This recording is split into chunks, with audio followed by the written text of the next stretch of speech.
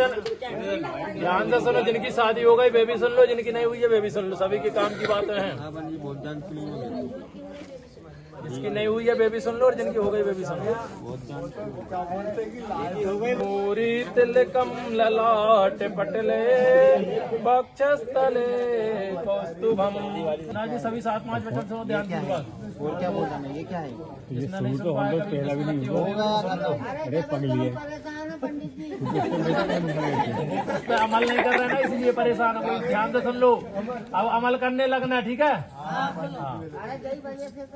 सुन कहती है हे नाथ, अभी सब कुछ हो गया, यानी कि गणेश पूजन हो गई, कलश पूजन हो गई, नमक पूजन हो गई, षोडश पूजन हो गई, षोडश पूजन हो गई, हवन हो गया, 7 फेरे हो गए। लेकिन जब तक 7-5 वचन नहीं होते तब तक विवाह अधूरा माना जाता है।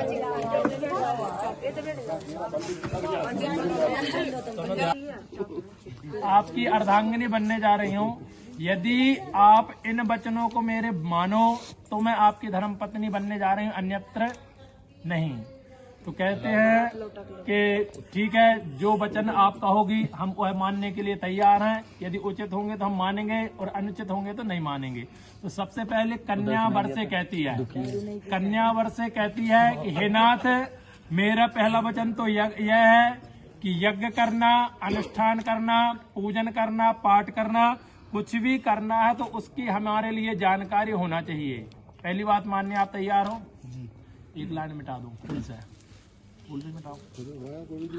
और उसके बाद में दूसरी वचन कहती है कि अभी आप अकेले रहते थे,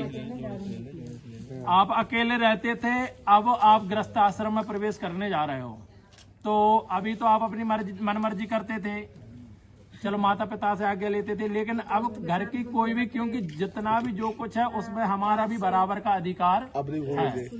तो कोई भी चीज खरीदना है या बेचना है, कोई भी चीज खरीदना है या बेचना है तो उसमें भी हमारी सलाह मशवरा होना चाहिए। जिन्हें कि अपन ने कोई भी गाड़ी लिया और बेच दी, कोई भी घर गृहस्थी की सामान लिया और बेच दिया, तो उसमें अपनी पत्नी से सलाह मशवरा लेके करना है कि हम फलानी चीज ला रहे हैं, ले आए कि नहीं ले आए, फलानी चीज अपने घर में रखी है उसे हम बेच रहे हैं कि ना बेचे हैं, ठीक है। तो ये बात आप मानने तैयार हो?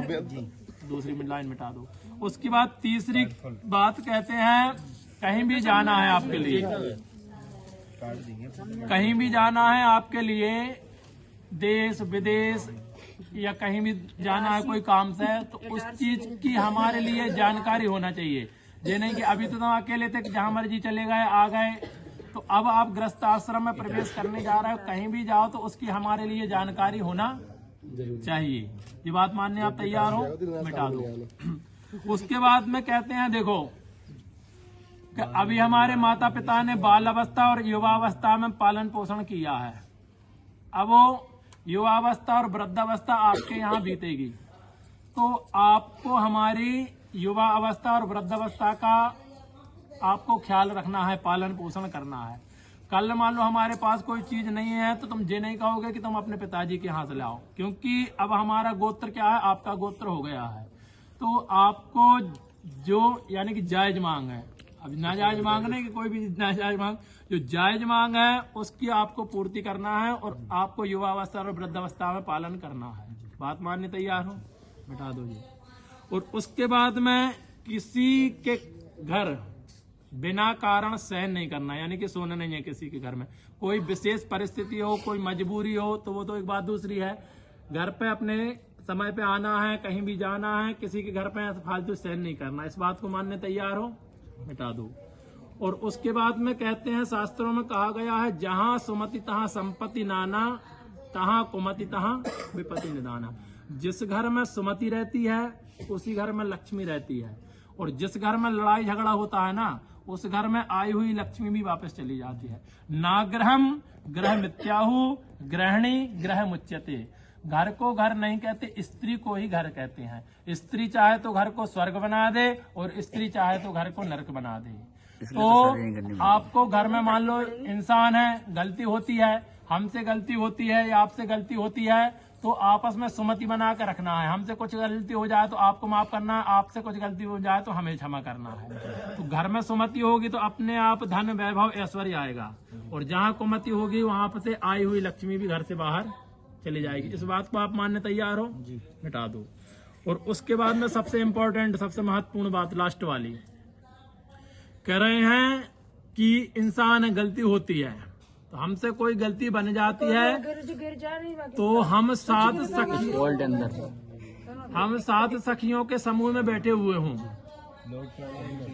यदि हम 7 सखियों के समूह में बैठे हैं, हमसे कोई गलती बन भी जाती है तो आप उन सखियों के सामने हमारी बेइज्जती नहीं करोगे।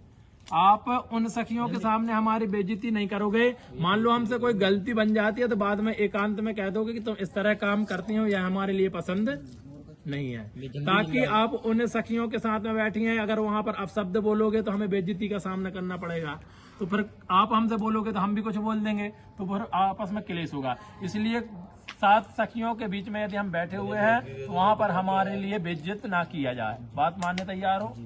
बोलिए राजा रामचंद्र भगवान की।